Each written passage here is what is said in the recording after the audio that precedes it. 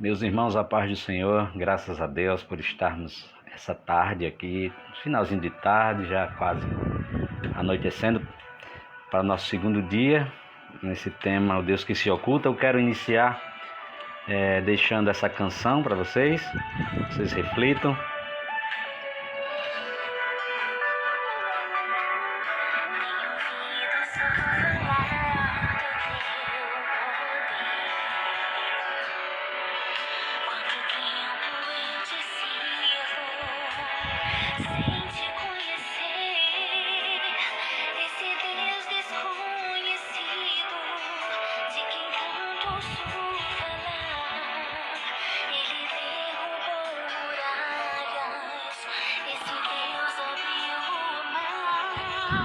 Mas do que me adianta com os meus lábios te adorar, se a minha vida, Deus, não te glorificar? Sei que o tempo não mudou a força do teu poder. Glória a Deus. Deus, eu sei que tu és grande. Eu vim te conhecer. Me faz te conhecer. Transforma minha vida. Faz os meus olhos verem o que não viram ainda. Não quero informações. Se materialize em mim. Quem está chegando aí, a paz do Senhor, quiser compartilhar esse vídeo com seus amigos, compartilhe. Deus tem algo para nós essa tarde.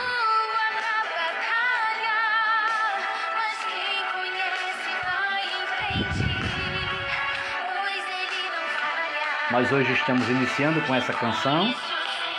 Tem uma letra muito bonita. Para que fique aí como um deleite espiritual para você nesse início. Daqui a pouco a gente começa falando a palavra de Deus.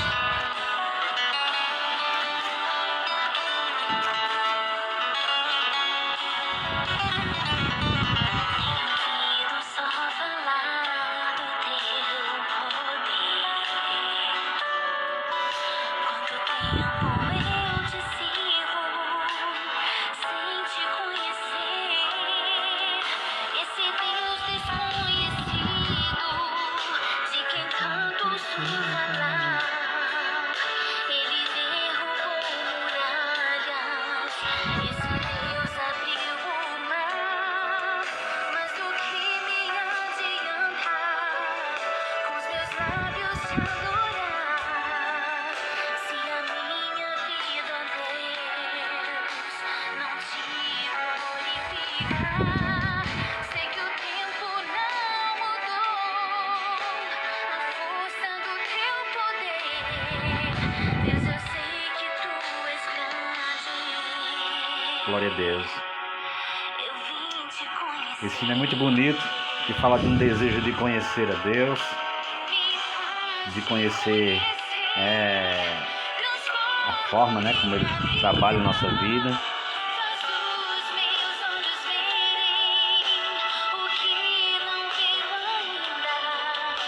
Não quero informações, se materialize em mim.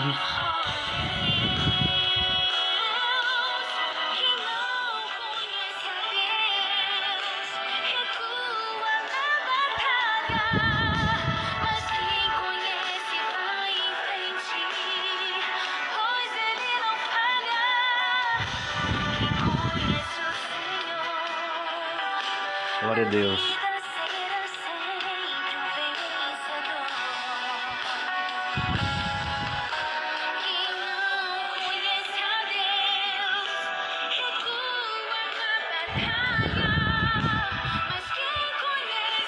Glória a Deus.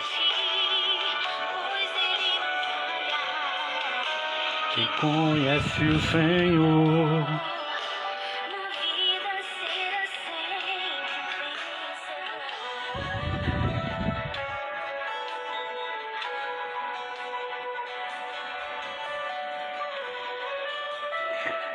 A gente iniciamos com essa canção.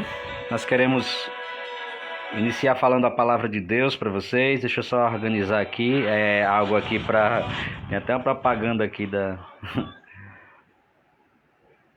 Vou cobrar aqui essas propagandas. A gente vai conversar nesse dia, né? Sobre esse tema que está sendo colocado aqui. E esse tema que a gente escolheu para conversar essa semana, do Deus que se oculta, hoje é o segundo dia. Eu quero te convidar para vir, né, conosco até na sexta. Na sexta-feira nós preparamos algo muito especial aqui para vocês, certo? No encontro que a gente tem, nas coisas que acontecem, né, na dimensão do Deus quando Ele se revela para nós. Mas hoje nós estamos nesse segundo dia, iniciamos com essa canção linda, né, que iniciou-se aqui. Se você que está entrando quiser compartilhar com seus amigos, fique à vontade. Nós queríamos hoje usar como base um texto bíblico que está no primeiro livro dos Reis, capítulo 19, verso de número 9 ao verso de número 12, né? E depois o verso de número 18, que é o primeiro livro dos Reis, capítulo 19, verso 9 a 12, e depois o verso 18, que diz assim a palavra do Senhor: E ali entrou numa caverna e passou ali a noite, e eis que a palavra do Senhor veio a ele e lhe disse: Que fazes aqui, Elias? E ele lhe disse: Tenho sido muito zeloso pelo Senhor, Deus dos exércitos, porque os filhos de Israel deixaram o teu concerto, derribaram os teus altares e mataram os teus profetas à espada, e só eu fiquei e buscam tirar minha vida, e buscam a minha vida para tirarem. E ele lhe disse: Sai fora e põe-te neste monte perante a face do Senhor.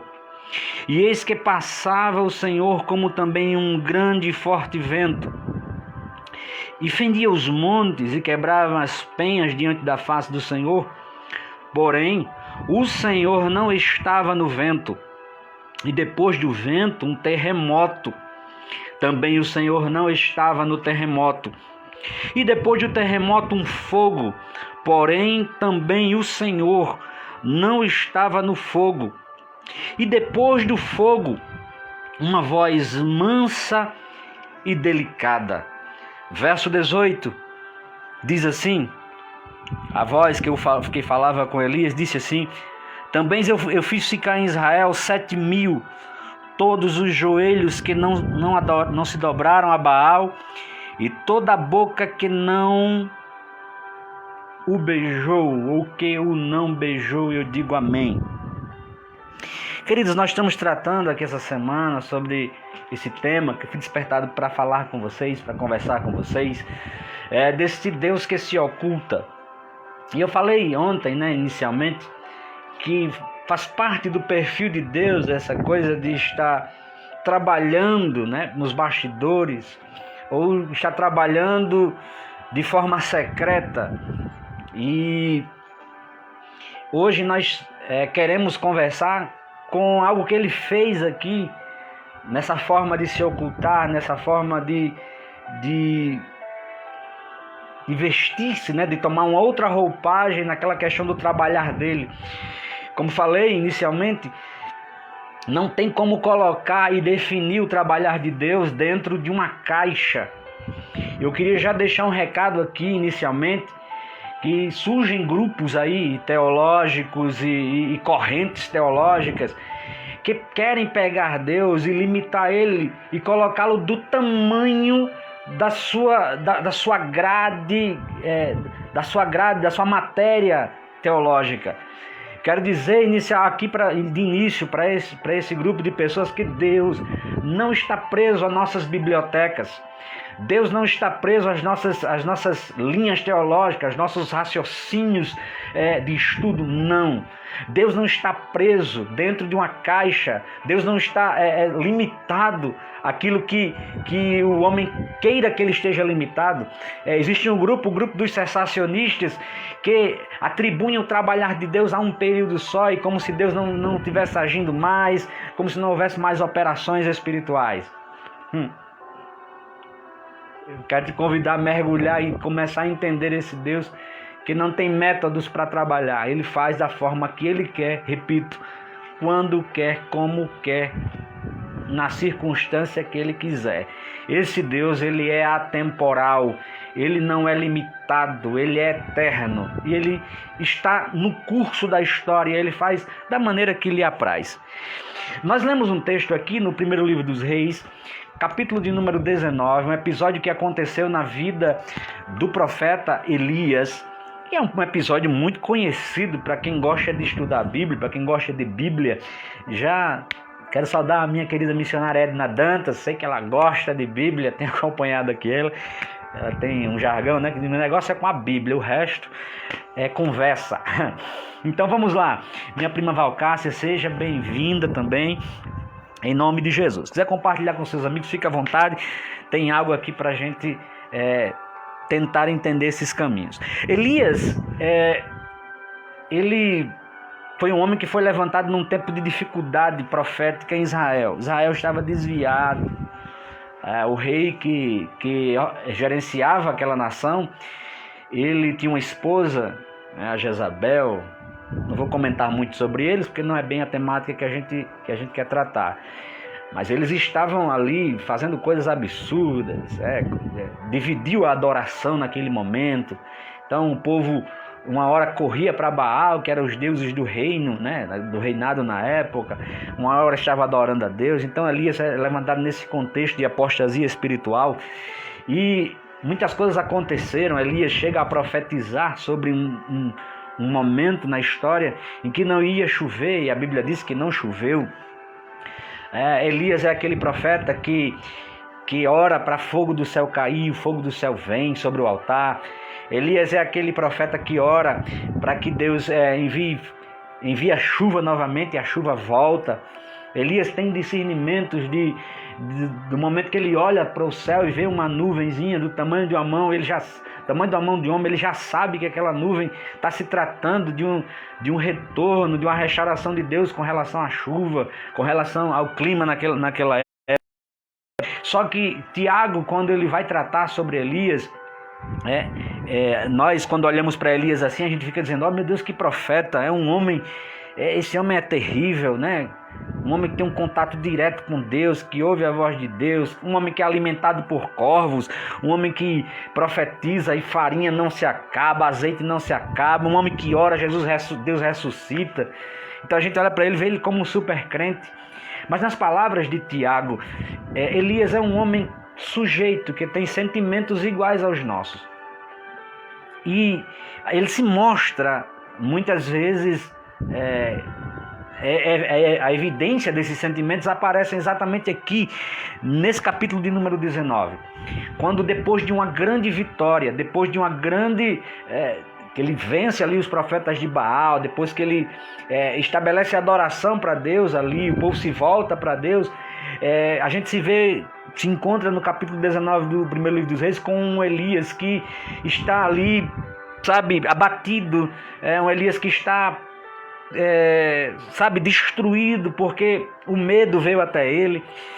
Os primeiros versículos diz que ele pede para Deus tirar a vida dele, a solidão veio ali, o medo junto, as ameaças, os amparos ele não tinha, e Elias ele se deita ali no caminho do deserto.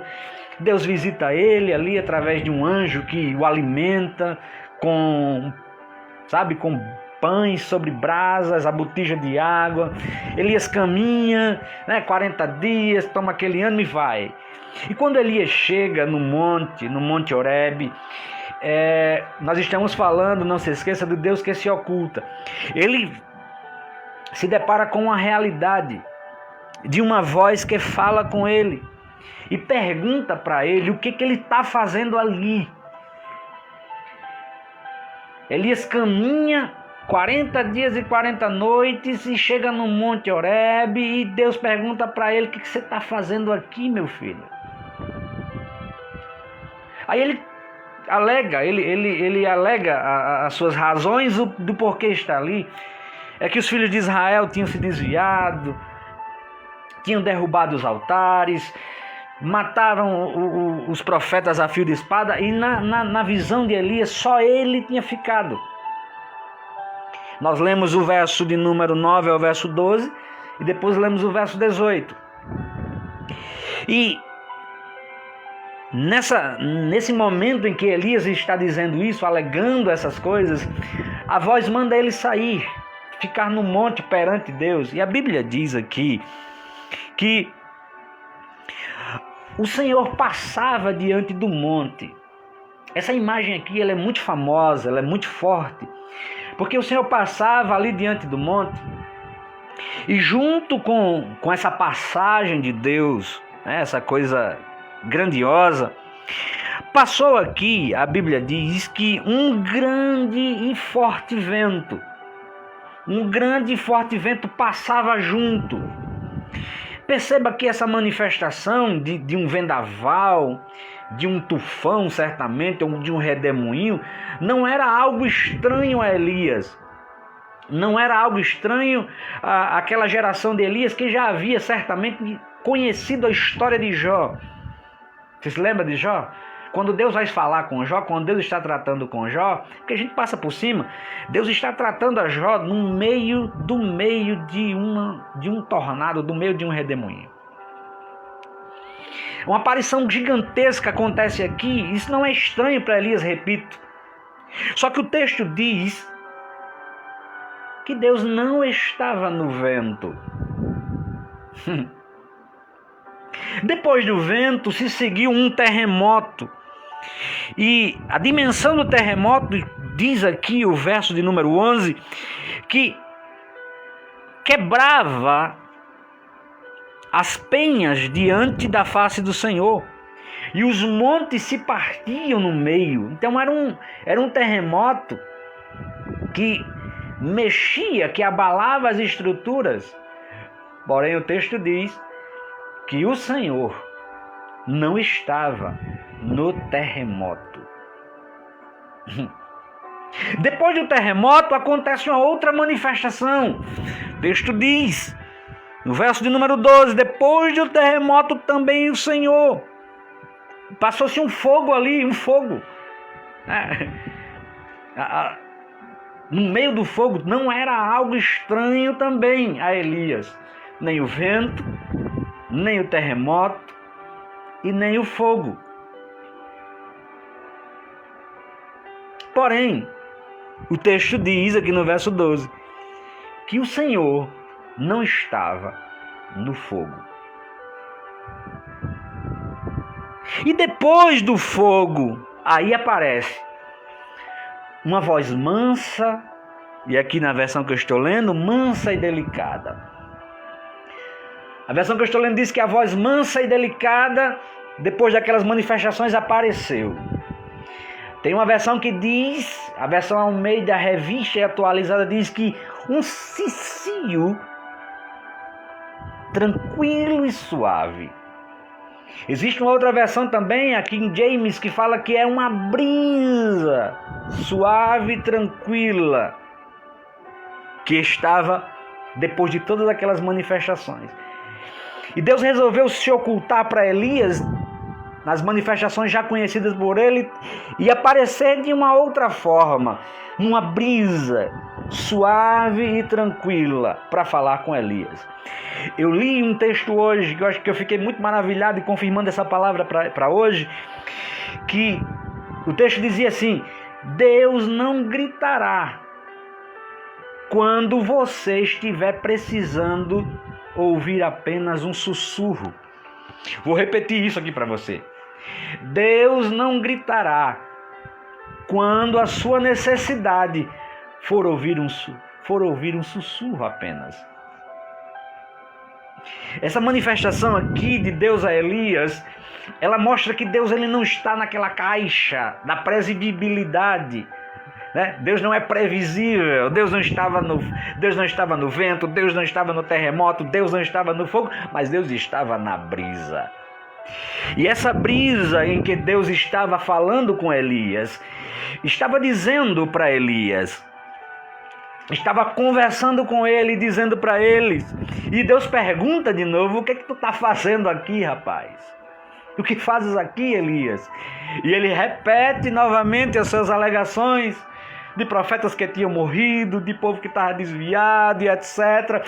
E a realidade de que Elias estava enxergando, do medo, das ameaças, só fazia ele ver essa realidade, a realidade de que ele estava só. Porém, o Deus que se oculta, ele estava trabalhando nos bastidores. E o que Elias não sabia aparece aqui no verso de número 18. Elias não sabia, apesar de Elias ter conhecido a história de Obadias, o homem que sustentava os profetas, de 50 em 50, um homem que Deus levantou ali, naqueles bastidores daquela história de desvio. Deus levanta um homem para sustentar alguns profetas e ele alimenta aqueles profetas naquela época de fome, Obadias.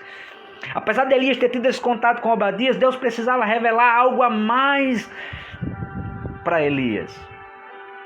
E o Deus que se oculta disse para Elias no verso 18: eu tenho conservado em Israel. Que coisa linda! Eu fiz ficar em Israel 7.000 joelhos que não se dobraram a Baal, nem bocas que o beijaram. Enquanto o medo de Elias estava dizendo para ele: olha, tu tá sozinho, ninguém está contigo, não tem apoios, não tem para onde ir. O Deus que se oculta disse para Elias: Elias, eu tenho conservado em Israel 7.000, eles estão aí. Você não conseguiu perceber a eles, mas eu tratei, cuidei deles. Bocas que não beijaram a Baal, ao ídolo Baal, joelhos que não se dobraram diante dele, 7.000. Elias, ele tem um ministério um pouco que escondido, Quando ele profetiza, Deus manda ele se esconder e tal. E Elias não percebeu essa identificação. Da forma que Deus mandou ele se esconder, Deus também estava por trás trabalhando e escondido, fazendo coisas que só ele sabe fazer. E ele preserva o povo de Israel. Isso aqui é muito lindo, porque eu preciso dizer algo para você. Existe um remanescente. O Deus que se oculta guarda os seus remanescentes. A gente está vivendo um tempo bem parecido com esses dias de Elias, um tempo de apostasia espiritual, em que alguém diz assim: não vale a pena se congregar, não vale a pena estar servindo. E eu quero dizer para vocês, meus queridos, Deus, ele tem o seu remanescente, ele tem guardado e tem preservado homens e mulheres e crianças, pessoas comprometidas com a sua causa. E quando essa geração está dizendo: eu não quero nada com ele, nem se preocupe, ele já está cuidando da outra geração que está se levantando para o seu propósito na terra. Então esse Deus que se oculta, ele fala isso para Elias: Elias, a sua circunferência, o seu campo de visão, ele é muito pequeno. Perceba que eu conservei 7.000. E eu estava essa madrugada e hoje pela manhã ainda pensando nisso aqui, e eu preciso voltar ao que eu falei ontem, que eu falei pouco, mas eu vou tratar isso agora. Quando Deus ele se oculta ali no livro de Esther, eu estava pensando isso essa madrugada e me veio algo muito forte para conversar com vocês. Deus é aquele que nos guarda secretamente e nos salva abertamente. O livro de Esther pode ser dividido dessas duas formas. Deus nos guarda secretamente e nos salva abertamente. Olha só o que havia ali no livro de Esther. Um reinado estava sendo estabelecido. O livro de Esther começa dizendo a dimensão deste reinado, que ia da Índia até a Etiópia. 127 províncias ali naquela responsabilidade daquele homem. Judeus espalhados por essas províncias. O povo de Deus disperso. Aí neste momento em que esse reino se expandia, em que esse reino estava estabelecido nessas províncias, nessa extensão, e o povo de Deus estava entre aquelas nações, entre aquelas províncias, Deus estava trabalhando para preservar esse povo. Por quê? Porque no momento em que esse reino crescia, junto com esse reino, pessoas estavam sendo inseridas no contexto desse reino. Então, no contexto desse reino, oficiais do reino eram homens pagãos. A gente conhece no livro de Esther a história de Ramã, ou de Amã. Amã é levantado ali naquele reinado, como um dos principais homens daquele reino. E Ramã, ele era agatita. E o reino em que ele estava inserido, ele tinha prioridades, ele tinha prerrogativas naquele reino. Só que Deus, o Deus do oculto, ele também estava trabalhando, como falei, por trás das cortinas daquele reino. E no momento em que aquele rei estava estabelecendo um banquete, Deus moveu o coração daquela rainha de não querer ir para o banquete. E ela não vai, ela desrespeita o rei. Então aquele casamento é desfeito. Deus muda a história ali e levanta uma Esther, uma Radassa, uma Murta. Ah, se você e eu entendêssemos a profundidade disso. Enquanto o inimigo estava levantando os seus pilares, Deus estava levantando também as suas colunas naquele reino. Deus estabelece a Esther ali no reino como a rainha, depois de muita coisa, e vai criando situações para que o seu povo seja guardado. O texto diz, já resumo e termino, que Mordecai, prefiro chamá-lo de Mordecai, conhecido como Mardoqueu, ele estava à porta do rei, salvou o rei de conspiração, e isso fazia parte do trabalhar de Deus. Ramã, que havia sido levantado, perceba, irmãos, isso aqui. Ramã fez um decreto para que as pessoas se ajoelhassem perante ele, porém Mordecai não se ajoelhava. Então Ramã faz um decreto, traz a ideia de destruir o povo de Deus, todos aqueles que fossem encontrados nas províncias. Só que, enquanto Ramã estava fazendo a forca, fazendo os seus projetos, o Deus do secreto estava se antecipando a todas essas coisas. Glória a Deus. Ramã estava à noite aqui dizendo: eu vou amanhã perante o rei e vou pedir para ele selar esse decreto. E na mesma noite, no mesmo dia, Deus, o Deus do secreto, se antecipa e tira o sono do rei. Aleluia! Isso aqui é muito maravilhoso. Deus tira o sono do rei e o rei diz assim: eu não consigo dormir, me traga as crônicas. E nas crônicas estava lá as benfeitorias daquele judeu Mordecai. E quando o dia está amanhecendo, o rei está sem sono ainda, mas já soube da história. E o rei no seu coração desejou honrar aquele homem que salvou a sua vida. E ele perguntou: o que foi feito esse homem? Alguém disse: nada. Quando amanhece o dia, Ramã vem logo cedo. Irmãos, isso aqui é muito lindo. Deus, ele trabalha nos bastidores. Enquanto Ramã pensava uma coisa, Deus já estava fazendo outra.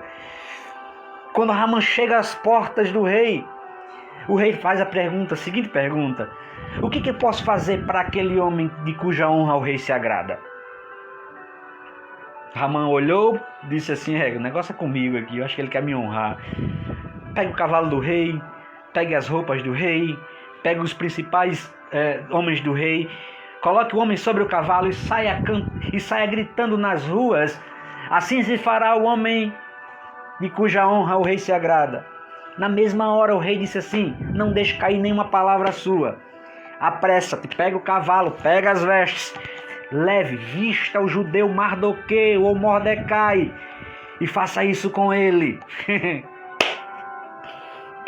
Na mesma noite, Deus tirou o sono de alguém. Amã vai gritando pelas ruas. Ah, que cena é essa? Essa cena, que cena é essa? O homem que iria pedir a cabeça do outro está agora gritando nas ruas e dizendo: assim se fará o homem. E era em voz alta para todo mundo ouvir. Todo mundo tinha que sair das casas para ouvir. Mordecai sentado no cavalo, vestido com vestes reais. E Ramã gritando: assim se fará o homem de cuja honra o rei se agrada. Quando termina a cerimônia, Ramã vai para casa chorando. A mulher disse: meu filho, é o seguinte, você já começou a cair. Só que, queridos irmãos, uma coisa Ramã não sabia, ou Amã não sabia, que era Deus que estava provocando aquilo. Antes daquilo tudo, falei que ontem que o nome de Deus, ele não está no livro de Esther. Não existe a palavra Jeová, não existe a palavra Senhor com referência a ele. Mas existia um povo ali que sabia que se jejuassem, mesmo estando longe da sua pátria, eles conseguiriam mover a mão de Deus. Eu creio e profetizo aqui esta tarde, neste dia, manhã, tarde ou noite, que Deus ainda se move através de jejuns, através de orações. Deus ainda mexe as coisas. Aleluia. Vocês conhecem a história de Esther? Aquilo que era para ser derrota, aquilo que era para ser morte, termina em festa. Porque Ele é o Deus que nos salva em secreto, que nos guarda em secreto e nos salva abertamente. O livro de Esther deixa essa lição para a gente, de um Deus que preserva o seu povo, de um Deus que guarda o seu povo. E foi isso que ele quis dizer a Elias, não no terremoto, não no fogo, não no grande vento. Foi isso que ele quis dizer a Elias: Elias, eu guardo os meus 7.000. Por quê? Uma coisa que estava oculta no livro de Esther, e eu já falo isso para encerrarmos, que eu já passei muito tempo, eu quero que outras pessoas ouçam isso, é que havia um ponto crucial naquele salvamento. O povo de Deus. O ponto oculto é que existia uma promessa feita para Abraão. Aquele povo era o povo de Abraão, de Isaac e de Jacó. Um segundo ponto, naquele salvamento ali nos dias de Esther, é que havia promessas feitas a Moisés. Glória a Deus, é exatamente, Vera. Ele é um Deus maravilhoso. É um Deus maravilhoso. Existia ali um outro ponto que era o cumprimento da oração de Salomão. Salomão disse que quando o povo orasse de longe, Deus ele se moveria. Mas Deus não aparece no livro de Esther. Mas a gente vê que ele está por trás das cortinas. Existia um outro ponto que era a preservação da linhagem genealógica de Cristo. Se o povo judeu fosse destruído, não haveria genealogia, não haveria posteridade para que o Cristo viesse. E Deus preserva, porque existe esse ponto de preservar a genealogia de Cristo. E existia um outro ponto para finalizar: a preservação de um povo para a possessão da Terra Santa, com vistas ao reino vindouro. Então, existia muita coisa em jogo para que Ramã, um dos inimigos do povo de Deus, conseguisse vitória. Existia muita coisa em jogo para que os inimigos do povo de Deus prevalecessem. Quero dizer aqui nessa tarde, nessa noite, nessa manhã, para fecharmos, que existe muita coisa em jogo. Existem promessas para serem cumpridas. Existem coisas de Deus para serem realizadas na sua vida, na sua família e na sua história ainda. Sabe? Eu percebo isso quando eu olho para a minha vida, de 2019 para cá, setembro de 2020, de dezembro para cá. Irmãos, eu tenho vivido uma guinada de Deus na minha vida, guinada para melhor. Sabe, Deus mexendo as coisas. Passei por um momento difícil, mas Deus colocou pessoas no meu caminho que me ajudaram ali. Eu achei que iria morrer, que era uma cirurgia que tinha que fazer, às pressas, aquela coisa. Não dá para contar aqui. Sabe? Aí Deus abriu portas, sabe? Usou pessoas. No dia que eu fui lá pro Hospital Santa Catarina, tinha uma pessoa lá. Um dos plantonistas era um médico que disse, olha, vou fazer, pode, vai amanhecer o dia. E eu passei aquela madrugada inteira, saí do trabalho socorrido, passei a madrugada um pouco sofrida, mas pela manhã o médico fizeram uma cirurgia em mim. Depois daquela cirurgia passou-se alguns meses de recuperação e eu já tive a notícia que a minha esposa estava grávida e que minha filha estava vindo. E eu estou de posse de bênção da parte de Deus. Então, eu não posso te contar detalhes, eu não tenho tempo para te contar detalhes. Mas Vera, mas Eduardo Nascimento, mas Valcácia, minha prima, a mão de Deus estava trabalhando por mim. E eu quero dizer nessa manhã, tarde ou noite que você parou para me ouvir, Deus, Ele é um Deus que se oculta, mas que não deixa de trabalhar por nós.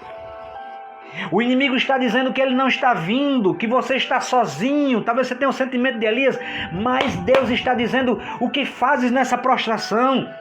E essa voz é suave. Esta semana ele separou para conversar contigo e ele está dizendo, da mesma forma como eu preservei os 7.000, os outros, eu preservo a tua vida. Aí Deus diz para Elias, volta Elias, você vai ungir 2 reis ainda. Elias, volte, porque você ainda vai ungir alguém para te substituir. Ainda existe muita coisa para se fazer. Profeticamente eu falo agora, troque as sandálias, compre sandálias novas.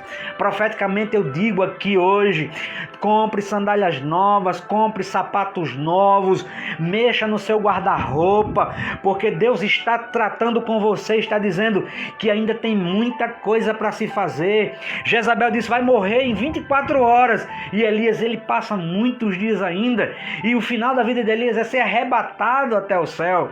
Então, meus queridos amigos, meus queridos irmãos, o Deus que se oculta está dizendo, sou eu que preservo, sou eu que guardo, sou eu que sustento. O fato de você não estar em determinados ambientes, o fato de você não estar em determinados lugares, talvez, é Deus preservando a tua alma. E esse Deus que se oculta, muitas vezes nos esconde também. Perceba que a vida de Elias é uma vida que se oculta em Deus. O profeta Obadias diz para Elias, olha, te procuraram e não te encontraram. É porque o Deus que se oculta também nos esconde de algumas pessoas. Eu quero crer que Deus está trazendo à existência hoje, glória a Deus, que Deus está trazendo para o teu coração hoje algo que vai te colocar na perspectiva dele. A perspectiva de Elias, eu estou sozinho. Deus diz, não, tem 7.000. Deus está preservando muitas vezes alguém no anonimato para uma grande obra que está sendo estabelecida por estes dias. Por estes dias. Guarde essa palavra. O Deus que se oculta é o Deus que nos guarda secretamente e nos salva abertamente. Interessante, para finalizar, Deus, ele tem agentes espirituais. Isso aqui eu falo, irmãos, porque isso foi muito forte para mim, para o meu coração hoje. Deus tem agentes espirituais preparados para fazer as coisas no momento certo, na hora certa. Esses agentes espirituais, eles aparecem na Bíblia, montados em cavalos. Ah, como eu queria tempo para te falar sobre essas coisas. Que coisa linda, eu li hoje no livro de Zacarias.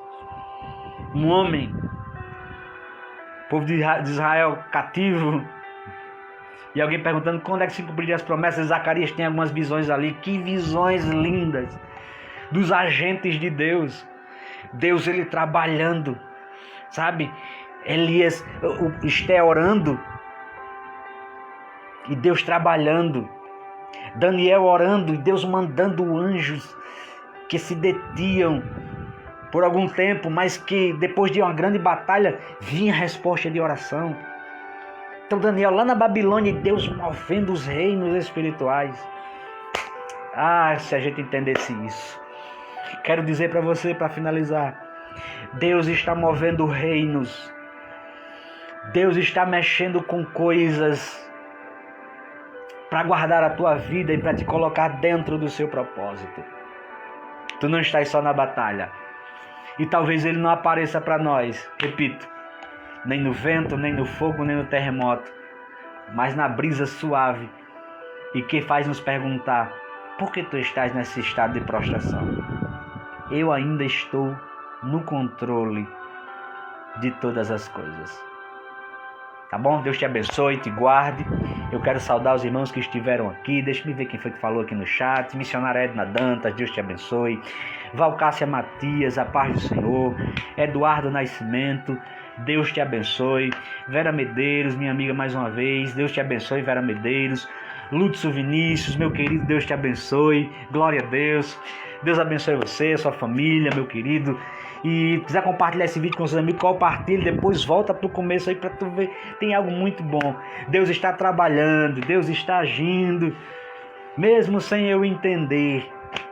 O que eu faço não sabes tu agora, mas tu vais saber depois. João 13, verso de número 7. Então Deus te abençoe, os que passaram por aqui, que eu não vi, mas que virão depois também. Um beijo no seu coração. Fica na paz do Senhor. Amanhã estaremos aqui novamente com mais uma mensagem sobre o Deus que se oculta. Vem comigo, irmão, até sexta-feira. Na sexta-feira tem algo de Deus aqui para você. Tem algo maravilhoso que Ele colocou no meu coração, me ministrou e que eu vou entregar para você com o maior prazer do meu coração, sem mídia, sem querer, enfim, tudo para a honra e a glória dEle, porque Ele quer se revelar para você. Tá bom? Que isso faça sentido para você. Espero que essa palavra tenha feito sentido para você, para sua família. Obrigado, Lúcio. Deus abençoe. Obrigado pelo compartilhamento com seus amigos. E com certeza vai ser de bênção para a vida deles. Tá bom? Deus abençoe. Amém. Glória a Deus. E até amanhã.